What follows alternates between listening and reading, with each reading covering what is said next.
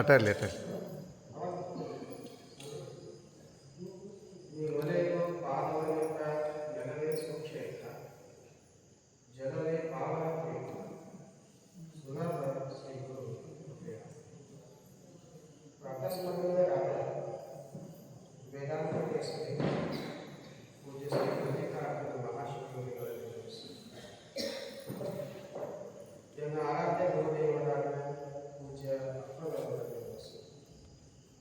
ಬಸವಾದಿ ಶಿವಶರಣರಲ್ಲಿ ಶರಣರು ವಿಶ್ವದ ಎಲ್ಲ ಸತ್ತರಲ್ಲಿ ಪ್ರಭುತ್ವರಲ್ಲಿ ನೆಲೆಸಿ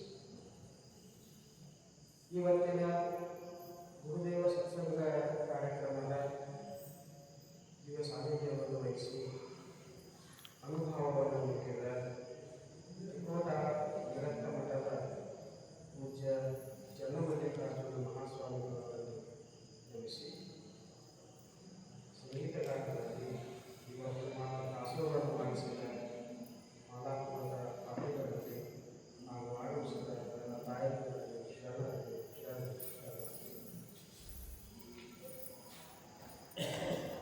ಇವತ್ತಿನ ವಿಷಯ ಭಾಳ ಚೆನ್ನಾಗಿ ಏನು ಗೊತ್ತಾಗಿದೆ, ನಾವು ದುಃಖಿಗಳು ಏಕೆ ಈ ವಿಷಯ. ನಾವು ಯಾಕೆ ದುಃಖಿಗಳಾಗಿರೋಲ್ಲ,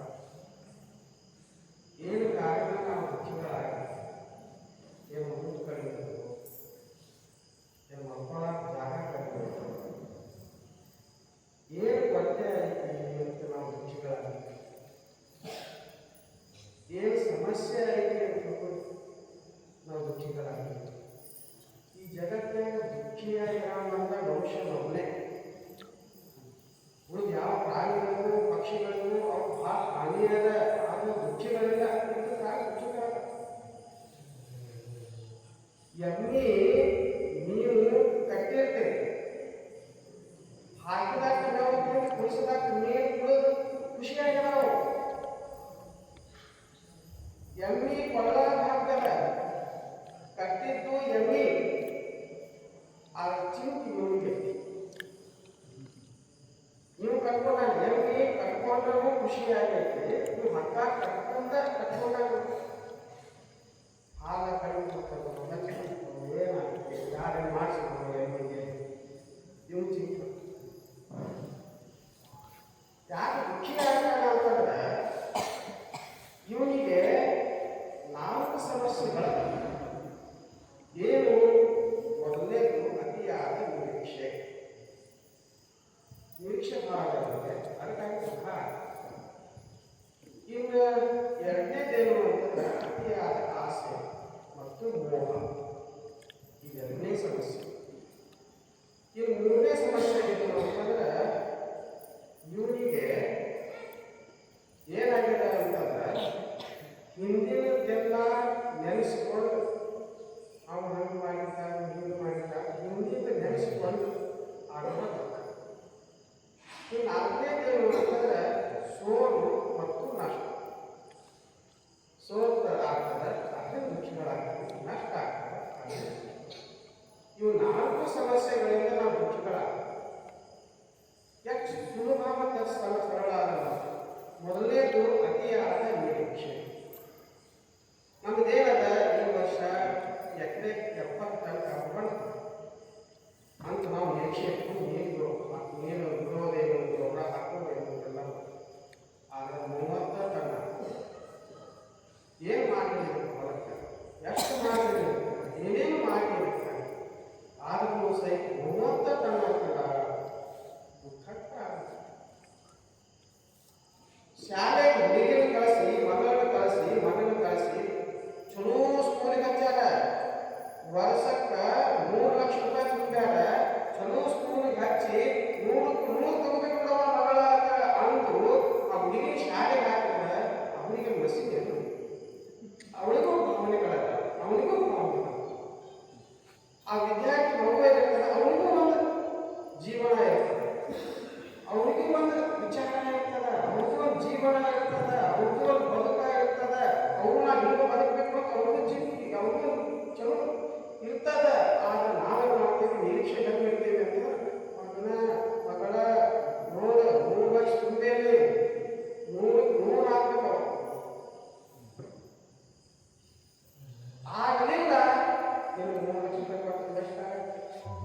3 ವರ್ಷಗಳು ನಾನು ಇದ್ದಷ್ಟ ನೀ ಅಭ್ಯಾಸ ಮಾಡಿ ನೀ ಹಂಗೆ ಮಾಡಿ ನನ್ನ ಕಾಪ್ ಮಾಡ್ಕೊಂಡು ದುಃಖಿ ಆಗ್ತೀವಲ್ಲ ಅತಿಯಾದ ನಿರೀಕ್ಷೆ. ಆ ನಿರೀಕ್ಷೆ ಒಂದೆರಡು ಹೇಳಕ್ಕೆ ಇಂಥವು ಎಷ್ಟು ನಿರೀಕ್ಷೆ ನೋಡ್ತಿದ್ದೇವೆ ನಾವು. ಅಂಥವ್ರ ಪಾಲಾಗುವಾಗ ಈ ಮಗ ನನಗೆ ಬರಬೇಕು ಅಂತ ನಿರೀಕ್ಷೆ. ಅವರು ಮತ್ತೊಬ್ಬ ಆನ್ಯ ಅವರ ನಮಗೆ ಹೀಗೆ ನಿರೀಕ್ಷೆಗಳನ್ನ ಹೆಚ್ಚಾಗಿ ಅವು ಫಲಿಸದೇ ಇದ್ದಾಗ ಆಗುವ ದುಃಖ ಇದು ಬಹಳ ಮನುಷ್ಯನಿಗೆ ಪರಿಣಾಮ ಮಾಡಬಹುದು. ಇದು ಬಹಳ ಪರಿಣಾಮ ಅಂಥವ್ರು ಬಾಳ ಮಾಡುವಾಗ ಎಟ್ಟೆ ಜಗಳ ಎಟ್ಟೆ ಬಹಳ ಕಷ್ಟ. ಒಂದ್ಸಲ ಒಂದು ರೋಗ ಇಲ್ಲೇ ಒಂದು ಜಮೀನು ನಮ್ಮಲ್ಲಿ ಬಂದಾಗ ಜಮೀನ ಹಿರಿಯರ ಬಿಟ್ಟಿದ್ರು. ಅವ್ರು 4 ಜನ ಅಕ್ಕಂಡು ಅವ್ರ ಅಪ್ಪ ಅವರ ಎಲ್ಲ ಇತ್ತು. ಅವ್ರ ಅಪ್ಪನು ಬಂದಿತ್ತು. ಅವ್ರ ಅಪ್ಪನು ಬಂದಿದ್ದ ಕುಂತಿದ್ದಲ್ಲಿ ನಮ್ಮೆಲ್ಲ ಬಂದು ಎಲ್ಲ ಪಾಲ ಮಾಡ್ಕೊಂಡು ಬಂದು ಮನೆ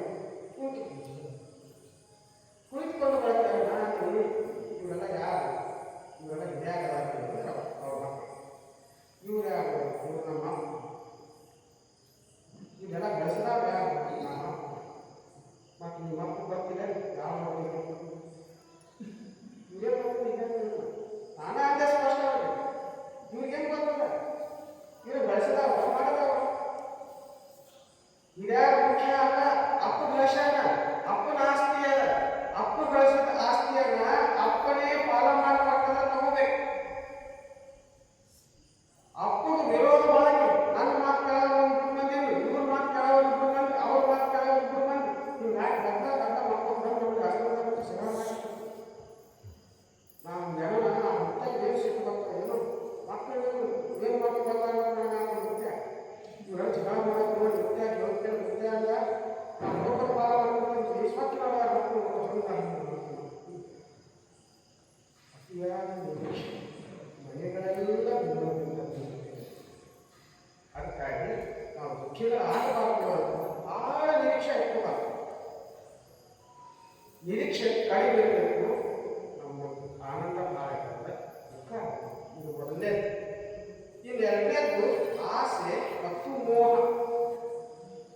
ನಮ್ಮ ಜೀವನ ನಮ್ಗೆ ಏನಾಗಿದೆ ಅಂದರೆ ಆಸೆಗಳು ಭಾಳ, ಅತಿಯಾದ ಆಸೆಗಳು, ಮೋಹನೂ ನಾವು ಹಂಗೆ. ಇವೆಲ್ಲ ಇನ್ಸ್ಟಾಗ್ರಾಮ್ ಒಳಗೆ, ಫೇಸ್ಬುಕ್ ಒಳಗೆ, ಯೂಟ್ಯೂಬ್ ಒಳಗೆ ಸುದ್ದಿಗಳಾಗ್ತವೆ.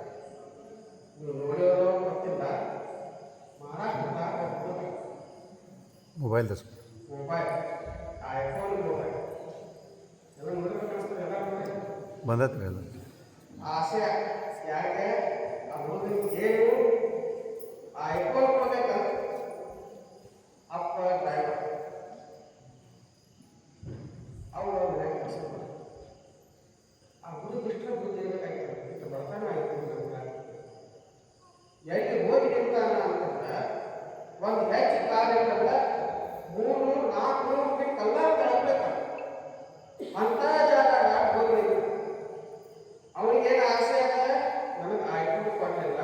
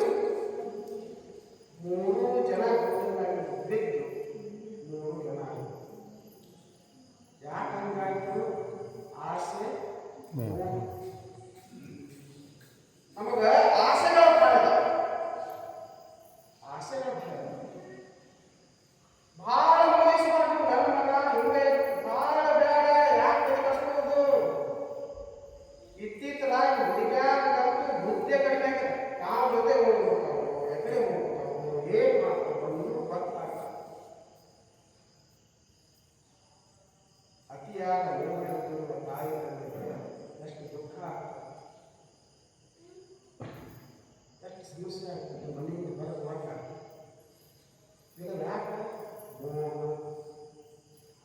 ಜನ ಏನಕ್ಕಾಗ